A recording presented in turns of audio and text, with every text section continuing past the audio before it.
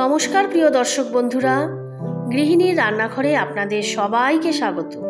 আশা করছি আপনারা সবাই ভালো আছেন এবং সুস্থ আছেন।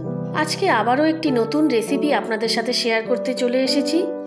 আজকে আমি করব একদম অনুষ্ঠান বাড়ির মতো নিরামিষ ভেজ ডাল।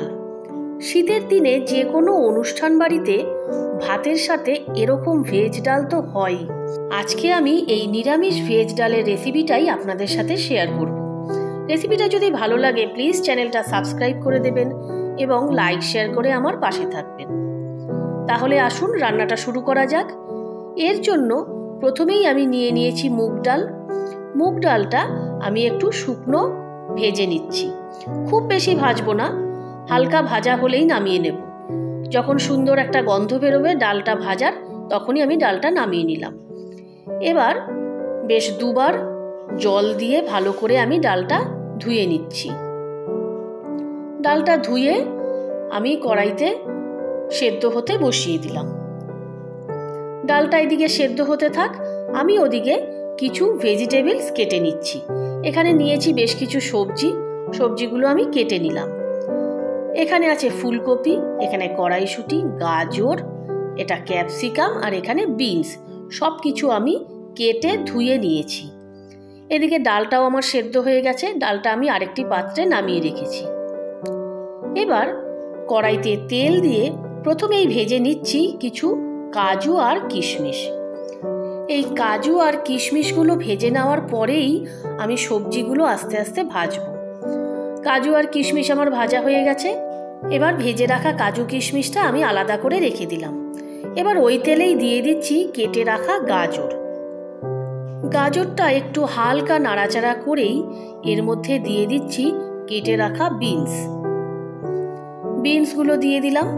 এবার বিনসটাও ভালো করে একটু নেড়ে চেড়ে নিচ্ছি। এরপর দিচ্ছি কেটে রাখা ফুলকপিটা দিয়েও কিছুক্ষণ নাড়াচাড়া করার পর দিচ্ছি কেটে রাখা ক্যাপসিকাম। এবার দিয়ে দিলাম কিছুটা পরিমাণ লবণ। এতে সবজিগুলো একটু মজে আসবে আর সবজিগুলোর মধ্যে নুনটাও ঢুকবে। এরপর দিয়ে দিচ্ছি কড়াইশুঁটি। এবার সমস্ত কিছু আরও কিছুক্ষণ ভেজে নেব। মোটামুটি 80% আমার ভাজা হয়ে গেছে। এবার আমি এই ভেজে রাখা সবজিগুলো অন্য একটি পাত্রে তুলে রেখে দিচ্ছি। সবজিগুলো ভাজা হয়ে গেছে, দেখুন মোটামুটি বলেই দিলাম 80% ভাজা হয়েছে। এবার ওই কড়াইতেই দিয়ে দিলাম আরও কিছুটা সাদা তেল। এরপর দিচ্ছি 4টে এলাচটা আমি ফাটিয়ে দিয়েছি। দিলাম 2টো দারচিনির স্টিক, একটা শুকনো লঙ্কা আর একটা তেজপাতা, এরকম 2 টুকরো করে দিয়ে দিলাম। ফোড়নটা একটু নাড়াচাড়া করে নিলাম। এরপর দিচ্ছি 1 চামচ গোটা জিরে। এবার জিরেটাও হালকা একটু ভেজে নেব। এরপর দিয়ে দিলাম আদা আর কাঁচা লঙ্কা একসাথে বাটা। এখানে আমি 1 ইঞ্চি মতো আদা নিয়েছি আর নিয়েছি 2টো কাঁচা লঙ্কা। ঝালটা অবশ্যই যার যার স্বাদ মতন নেবেন।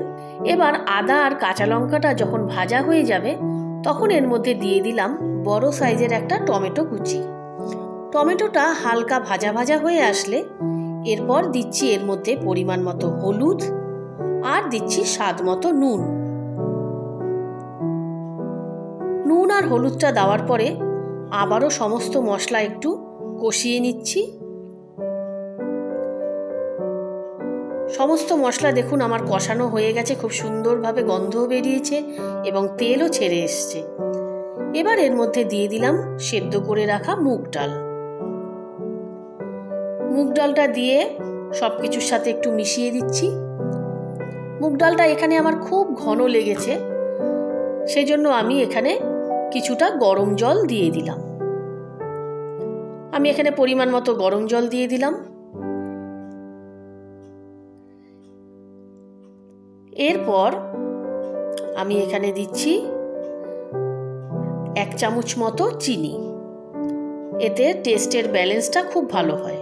এদিকে আমি একটা মশলা করে নেব। 1 চামচ গোটা জিরে আর একটা শুকনো লঙ্কা আমি এরকম ভেজে নিয়ে গুঁড়ো করে নেব। এদিকে ডালটা ফুটছে, এর মধ্যে আমি ভেজে রাখা সবজিগুলো দিয়ে দিলাম। এবার এই সবজিগুলো ডালের সাথে সাথেই যতটুকু সেদ্ধ বাকি ছিল ততটুকু সেদ্ধ হয়ে যাবে। সবকিছু মিশিয়ে দিলাম। এবার কিছুক্ষণের জন্য আমি কড়াইটা ঢেকে দিলাম। ডালটা ফুটে উঠেছে, আমার সবজিগুলো সেদ্ধ হয়ে গেছে। এর মধ্যে দিয়ে দিলাম 2টো চেরা কাঁচা লঙ্কা আর দিচ্ছি ভেজে রাখা কাজু আর কিশমিশ। সবকিছু ভালো করে মিশিয়ে দিলাম। দেখুন ডালটা খুব ভালোভাবে ফুটে গেছে। এবার এর মধ্যে আমি দিচ্ছি 1/2 চামচ গরম মশলা গুঁড়ো আর দিচ্ছি 1 চামচ ঘি। ঘি আর গরম মশলাটা দেওয়ার পর আমি সবার শেষে দিচ্ছি সেই যে ভেজে রাখা মশলাটা, সেই গুঁড়ো মশলাটা। এবার সবকিছু ভালোভাবে মিশিয়ে দিলাম।